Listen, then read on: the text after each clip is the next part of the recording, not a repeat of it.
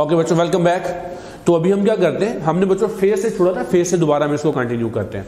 देखिए फेज क्या होता है बच्चों हमारे पास, आपको याद होगा कि अपना फर्स्ट ईयर में बच्चों जब हम वेक्टर्स को स्टडी कर रहे हैं तो बताया वेक्टर्स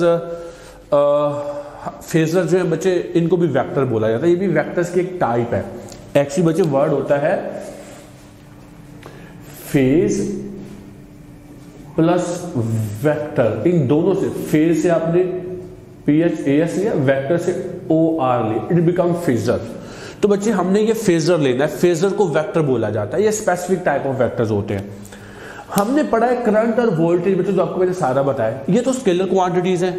अब मैं इनको वेक्टर्स बनाऊंगा, लेकिन वेक्टर्स बनाने के लिए बच्चे हमें पर्टिकुलर चेंज करना पड़ेंगे, कुछ रूल्स है उनको फॉलो करना पड़ेगा।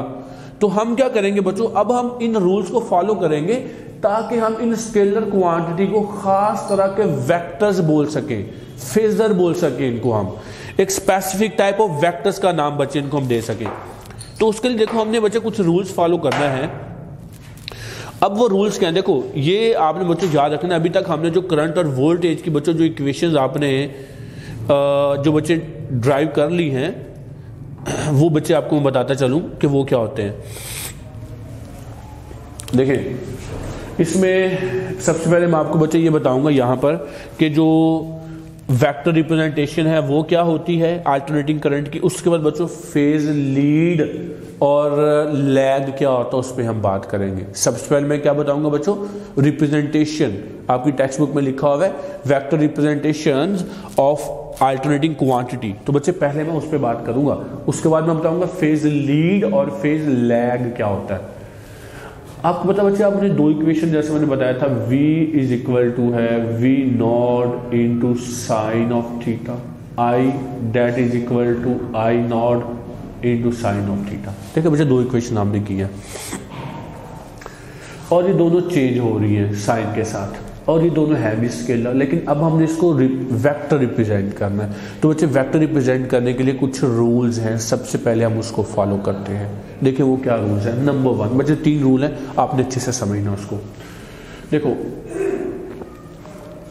फॉर एग्जाम्पल बच्चों, देखो अगर मैं क्या करूं, मैं जो बताया था आपको कि वोल्टेज की कर्व है बच्चे वो इस तरह की होती है, जो भी आपने वो बच्चे मैंने शुरू में बताई थी आपको। इसी तरह करंट की भी जो कर्व बनेगी, तो बच्चों करंट की कर्व भी कुछ इसी तरह से बनती है। करंट की कर्व कैसे थी, देखो ये वाली थी करंट की कर्व जो है, वो बच्चों इसी तरह की बनती है। वो भी ये तो आप लोगों को देखो बच्चों ये वाली है, ठीक है, ये बच्चों होगी करंट वाली। ये जो रेड वाली मैंने शो किया बच्चों, ये वोल्टेज वाली है, हाँ ठीक है। और ये जो ब्लैक वाली वो मैंने करंट से डिनोट की हुई है। किससे डिनोट किया बच्चों, करंट से। सो अब दोनों क्या फंक्शन ऑफ साइन है, वोल्टेज भी और करंट भी। अब देखें मैं, ये दोनों स्केलर क्वांटिटी है, इनको बच्चों हमने क्या रिप्रेजेंट करना है, वेक्टर रिप्रेजेंट करना है। तो वेक्टर रिप्रेजेंट करने के लिए 3 पास्टुलेट को हमें फॉलो करना पड़ेगा। मैं भी आपको बच्चे क्या करवा रहा हूं, vector representation of alternating current. हम इसको किस तरह से वेक्टर रिप्रेजेंट करेंगे। तो बच्चों आपने इसमें, इसके लिए क्या करना है, आपने 3 चीजों को फॉलो करना है। ग्राफिकली आपने इसको रिप्रेजेंट करना है, और आप याद रखना इसको बच्चे, हम सबसे पहले वाला जो लेके जा रहे हैं पॉइंट, वो क्या है, पहला पास्टुलेट ये है इन स्केलर क्वांटिटी को वेक्टर रिप्रेजेंट करने के लिए कि जो आपने बच्चों लेंथ लेनी है, क्योंकि जब आपने बच्चों इसको वेक्टर रिप्रेजेंट करना है, वेक्टर्स में तो मैग्नीट्यूड होती है ना और डायरेक्शन होती है। तो क्वेश्चन ये है कि ये ग्राफ में आप इन्हीं स्केलर क्वांटिटी की मैग्नीट्यूड सेलेक्ट करेंगे। क्या सिलेक्ट करेंगे, नंबर 1 रूल है मैग्नीट्यूड। देखो बच्चों वो आपने कैसे सिलेक्ट करनी है, फर्स्ट रूल के अकॉर्डिंग। बच्चों जो मीन वैल्यू है वहां से पीक वैल्यू तक, या वहां से रूट मीन स्क्वायर वैल्यू तक, वहां से पीक वैल्यू तक, या फिर बच्चों रूट मीन स्क्वायर वैल्यू तक आपने लेंथ सिलेक्ट कर लेनी वेक्टर की। जैसा कि देखो अगर मैं बोलूं कि करंट के लिए जो वेक्टर बनाना है उसकी लेंथ कितनी होगी, तो बच्चे यहां से लेकर ये जो पीक वैल्यू तक लेंथ, ये बच्चों करंट के लिए इतनी वैल्यू आ गई। अगर मैं बोलूं वोल्टेज के लिए, बच्चों वोल्टेज की पीक वैल्यू ज्यादा है, यहां तक है, तो जितनी उसकी पीक वैल्यू है उतनी बच्चों आपने उसकी लेंथ ले लेनी है। तो ये बच्चे मैंने क्या कर लिया, ये वाला वेक्टर जितनी, क्योंकि करंट की पीक वैल्यू कम थी तो बच्चे उसकी लेंथ भी कम है, ये करंट की पीक वैल्यू जितनी लेंथ लेनी है और वोल्टेज में वोल्टेज की पीक वैल्यू जितनी बटे आपने वेक्टर की लेंथ लेनी है। पहला रूल था कि आपने मीन वैल्यू से पीक वैल्यू तक या रूट मीन स्क्वायर वैल्यू तक लेंथ सिलेक्ट करनी है वेक्टर की, ठीक है बच्चों। उसके बाद सेकंड रूल क्या कहता है कि आपने इसको अगर ग्राफिकली बच्चों रिप्रेजेंट करना है तो सेकंड रूल ये कहता है कि भाई उनमें डेफिनेटली मोस्टली ऐसा होता है बच्चों, दोनों एक्स एक्सिस पे भी जा सकते हैं। अब उसमें आता है कि एक्स एक्सिस पे कौन जाएगा और वाई एक्सिस पे कौन जाएगा बच्चों। तो उसके लिए आपको बताता चलूं कि बच्चों जो ग्राफ यहां पर जो वैल्यू 0 से स्टार्ट हो रही है, जो वैल्यू बच्चे क्या हो रही है 0 से स्टार्ट हो रही है और पॉजिटिवली बढ़ रही है, 0 से स्टार्ट होकर क्या हो रहा है बच्चों पॉजिटिवली बढ़ रही है, उसको आपने एक्स एक्सिस पर लेना है। फॉर एग्जांपल अगर बच्चों वोल्टेज की ग्राफ देखो, वोल्टेज 0 से स्टार्ट होके यहां से बच्चे पॉजिटिव होता है ना, ये 0 से स्टार्ट होकर पॉजिटिवली बढ़ रही है, या फिर करंट देखो 0 से स्टार्ट होकर पॉजिटिवली बढ़ रही है, तो बच्चे जो 0 से स्टार्ट होकर पॉजिटिवली बढ़ रहा होगा उसको आपने अलोंग एक्स एक्सिस लेना है। तो इसका मतलब है जो करंट है बच्चे वो भी अलोंग एक्स एक्सिस आ जाएगा और जो वोल्टेज है वो भी अलोंग एक्स एक्सिस आ जाएगा, ठीक है बच्चों। ये रूल था कि जो 0 से स्टार्ट हो रहा और पॉजिटिवली बढ़ रहा हो, ये दोनों 0 से स्टार्ट हो रहे थे पॉजिटिवली बढ़ रहे थे, तो बच्चे हमने दोनों को एक्स एक्सिस पर ले लिया। अब लेंथ आई की क्यों कम है, क्योंकि बच्चों आई की पीक वैल्यू कम है। वोल्टेज की क्यों ज्यादा है, क्योंकि वोल्टेज की पीक वैल्यू ज्यादा है। अच्छा लेट्स सपोज अगर ऐसा होता ग्राफ कि बच्चों वोल्टेज है वो यहां से स्टार्ट हो रहा होता, ठीक है, और जो करंट है बच्चों वो क्या होता, वो यहां से ऐसे बढ़ रहा होता, तो क्या होना था बच्चों, देखो ये ब्लैक वाला करंट होता है, ये वोल्टेज होता है। तो बच्चे दोनों में से एक्स एक्सिस पर आपने किसको लेना था, आई को या वी को, आई को। किसको लेना था, आई को। क्यों बच्चे, क्योंकि एक्स एक्सिस पर वो आएगा जो 0 से स्टार्ट होकर पॉजिटिवली बढ़ रहा है, तो आई बच्चों एक्स एक्सिस पर आ जाना था। और वी क्योंकि वो भी मैं बताता हूँ फेज, क्योंकि बच्चों वो 90 एंगल आगे है तो बच्चों वो यहाँ पर, तो वी यहाँ पर आ जाना था बच्चों, आई यहाँ पर आ जाना था। अब मैंने वी 90 एंगल क्यों आगे लिया ये बच्चों भी मैं फेज लैग और फेज लीड में समझाता हूँ, ठीक हो गया बच्चे।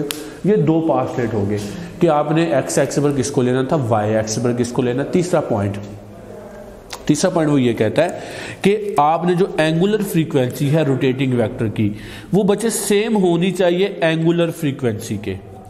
Angular frequency of a rotating vector is same as that angular frequency of alternating quantity. मतलब बच्चों क्या हो गया, देखो मैं एक बच्चों साइकिल ड्रॉ करूं यहाँ पे कंप्लीट, देखो एक सर्कल बच्चों मैंने ड्रॉ कर दिया, ठीक है। ये करंट वाले ग्राफ की इसी की बात हम कर देते हैं, देखो और से बच्चों समझ, ये मैंने 4 पार्ट्स में इसको डिवाइड कर दिया। यही बच्चे करंट को आपने क्या बना दिया, वेक्टर बना दिया। अब देखें जब ये यहां से, मतलब बेटा ये है कि जितने टाइम में जब ये वाला अपना एक साइकिल मुकम्मल करे तो यहां पर भी एक साइकिल कंप्लीट होना चाहिए, इससे मुराद ये है जब ये अपना एक साइकिल कंप्लीट करे तो ये भी एक साइकिल कंप्लीट करे। देखो ये बच्चों यहां से 90 पर गया, ये करंट यहां से 90 पे चल के यहां पर आ गया, उसके बाद ये 180 पर आया, ये यहां से चल के बच्चों यहां पर आ गया, ये 270 पे गया, ये यहां से चल के यहां पर आ गया। इसने अपना साइकिल मुकम्मल किया, देखो इसने भी अपना एक साइकिल मुकम्मल कर लिया। तो जो आपके पास अल्टरनेटिंग क्वांटिटी थी, जब उसने अपना एक साइकिल कंप्लीट किया तो जो एंगुलर फ्रीक्वेंसी जो आपने वेक्टर बनाया है उस वेक्टर ने भी अपना एक साइकिल कंप्लीट कर लिया। ये बच्चों तीसरा पास्टुलेट था इसका। अब मैं बच्चों आपको समझाता हूं, नेक्स्ट जो था वो आपको समझाना कि फेज लीड और फेज लैग क्या होता है। फेज लीड और फेज लैग बच्चों क्या होता है।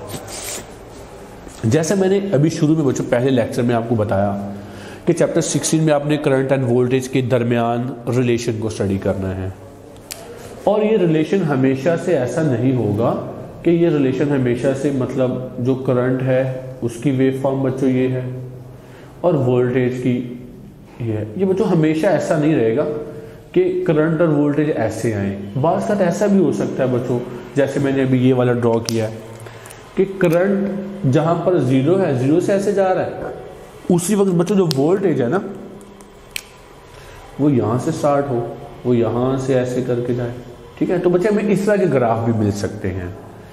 ये बच्चों किसके लिए आ जाएगा, ये आ जाएगा करंट के लिए, मान लीजिए वोल्ट। अब ऐसा भी हो सकता है हमारे पास कि जब एक फॉर एग्जाम्पल जो करंट है वो यहाँ से स्टार्ट हो रहा है और दूसरी वैल्यू हो सकता है बच्चों यहाँ से स्टार्ट हो,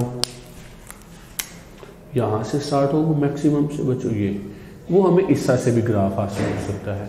तो जो इस तरह के डिफरेंट ग्राफ हमें हासिल होंगे उसमें फेज लीड और फेज लैग का कॉन्सेप्ट बच्चे आपको बताना है। देखिए बच्चों यहाँ पर आई भी जीरो से स्टार्ट हो रहा है, वी भी जीरो से स्टार्ट हो रहा है।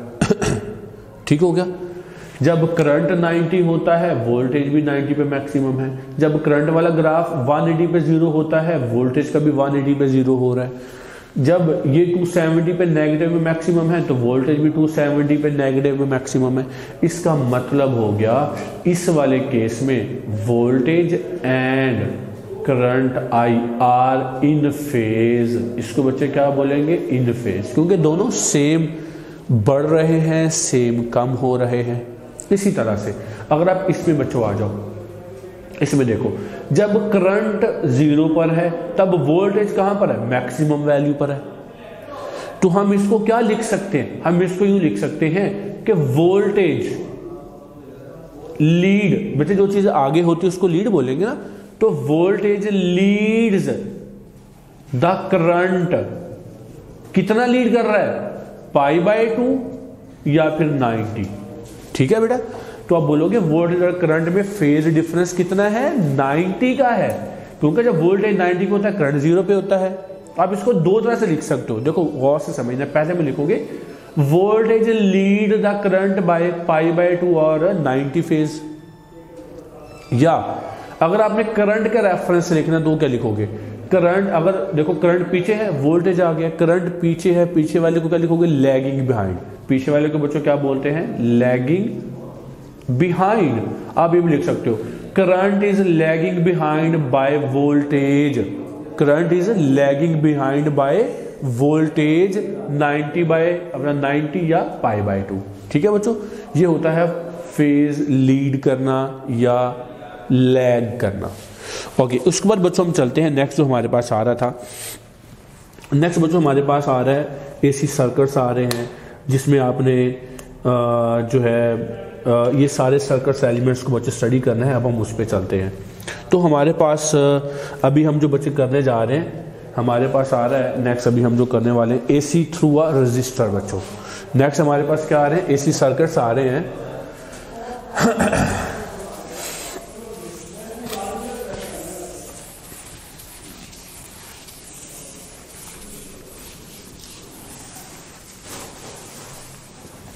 ओके, तो बच्चे नेक्स्ट हमारे पास देखो जो नेक्स्ट टॉपिक आ रहा है बच्चे, वो आ रहा है एसी सर्किट्स। ये आप बच्चों पीछे यहां तक जो आपने पढ़ा वो बच्चे आपके तकरीबन शॉर्ट क्वेश्चन थे, शॉर्ट में यूज होने थे। ये आपका लॉन्ग क्वेश्चन आ सकता है, आया भी हुआ है बहुत कम, लेकिन आया हुआ है। एसी थ्रू अ रजिस्टर जो है बच्चे याद रखना है, चैप्टर 13 में आपने पढ़ा था डीसी सर्किट्स। ठीक हो गया। अब आप पढ़ रहे हो बच्चों एसी सर्किट्स। डीसी सर्किट में सिर्फ और सिर्फ रजिस्टर लगा देंगे तो वो करंट को कंट्रोल कर लेगा। कौन, रजिस्टर। इसीलिए चैप्टर 13 में आपने सिर्फ रजिस्टर पढ़ा है। लेकिन बच्चों जो एसी सर्किट होते हैं, एसी सर्किट को कंट्रोल करता है रजिस्टर, उसके बाद इंडक्टर, और उसके बाद बच्चे कैपेसिटर। ये बच्चे तीन चीजें कंट्रोल करती हैं एसी सर्किट को। और याद रखना है कि जो बच्चे इंडक्टर और कैपेसिटर होता है इसमें पावर लॉस नहीं होता। मैं बेटा अभी आपको तीनों सर्किट का एक साथ कंपेयर करके बता रहा हूं। एसी थ्रू रजिस्टर देखो, अभी मैं यहां पे